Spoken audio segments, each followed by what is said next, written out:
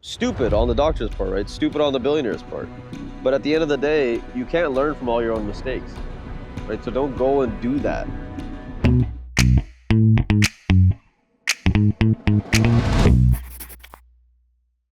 So the funny thing about the whole contrast is, and it kind of goes back to this philosophy that when you work your ass off, you just become a more useful human being. Like, to some degree, working your ass off can make you funnier, right? And people don't understand this. They're like, what do you mean? You know, you practice being funny, you get funny. It's like, okay, but if you haven't experienced some of the harder things in life, the depth of the emotion that you're drawing from is just not there, you know? So when it comes down to spending time with family, first and foremost, my advice is always listen, chunk out the time. If you know you're about to get really fucking busy, chunk out the time, talk to your significant other, talk to your parents, talk to your brother, and be like, dude, can we meet every other week at this time and we'll just chill and we'll do whatever the hell we used to do, right? Chunk out the time to do that. If you don't do that, that's when you start having the regrets. So a lot of the mentors and a lot of the advice that I got when I was starting to get busier was, first of all, a billionaire on a plane said, I would give up all of my wealth for my time with my family. Okay, data point one, okay? Data point two, there's this like doctor that did a bunch of stuff in his life, didn't spend any time with his kids, and his kids just don't love him anymore and like don't hang out with him, okay? Shit happens. Stupid on the doctor's part, right? Stupid on the billionaire's part. But at the end of the day, you can't learn from all your own mistakes, right? So don't go and do that. If these successful, wise people are telling you that there are things in life that are important, like your family and your relationships, it would behoove you to realize it's good to be busy. It's good to aspire to do awesome things. It's good to aspire to be uncomfortable in life and experience new stuff. But do it with a strategy of still holding on to the things that are important to you and the relationships that matter to you.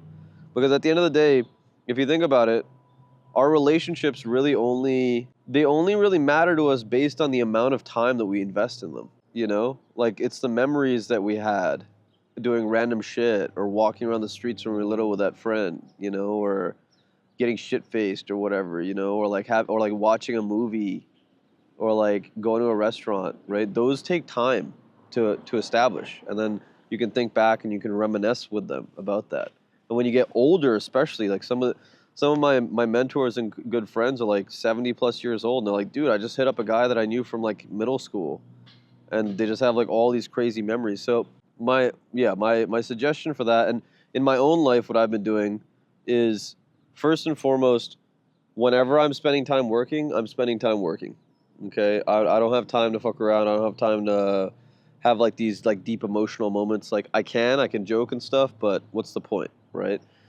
I'd rather work so I can finish my work and then concentrate on something else. But when I'm hanging out with my friends and family, I'm all there. Like I'm loose. I'm not judging them. I'm not working at the same pace that I would if I have like things to do. And also I schedule out the time. Like now Mondays, my mom, I was raised by a widowed mother, right, for like 20 something years now, right? Dude, she's like one of the most important things in my life. You know, it might be hard sometimes to talk to her or whatever, but like Mondays after work, there's nothing else scheduled. That's mom time. I'm hanging out with my mom.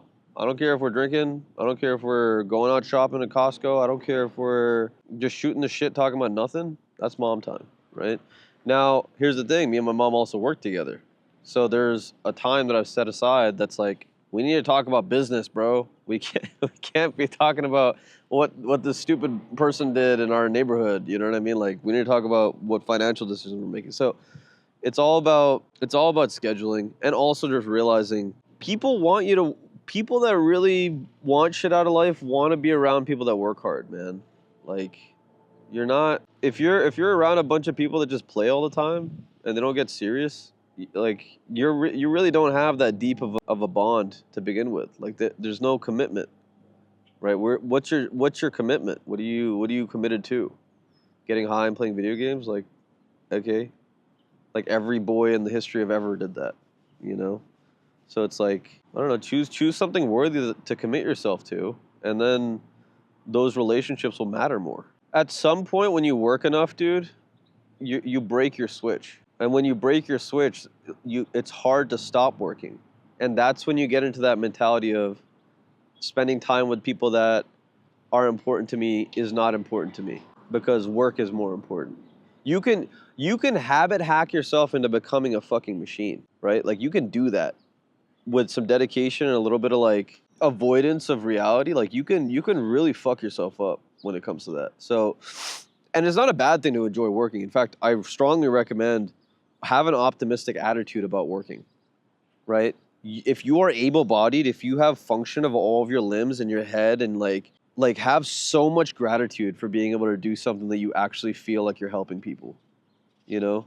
And when you go into it like that, the interactions you have are greater, you care more, so eventually you get paid more, the depth of your opportunities increases. So it's like, yeah, I enjoy working, you know, not all the time, but there's definitely every single day when I'm doing work, there's definitely a period of time where I'm like, dude, this is fun. Like this is sick, you know? Especially when you're doing something you actually enjoy. You know, when it comes to your relationships and the people that you find important, it's really hard sometimes, especially in the beginning, to determine who is not worth your time. The term loyalty comes into play, right?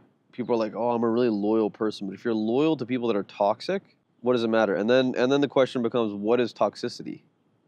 Right? Is someone second guessing your bullshit ideas toxic? Probably not. Right? It's probably like realistic to have a good mirror around you. Is someone having a bad day or having health issues being toxic? Maybe. Or maybe they're just in that instant not being the best version of themselves. And you need to buck up and realize that you're not always the best version of yourself either, right? So I think when we get into this space of personal development, we start becoming really binary about our stuff, which to some degree I think is useful. But I mean, for God's sake, like you're alive, you're an organic creature.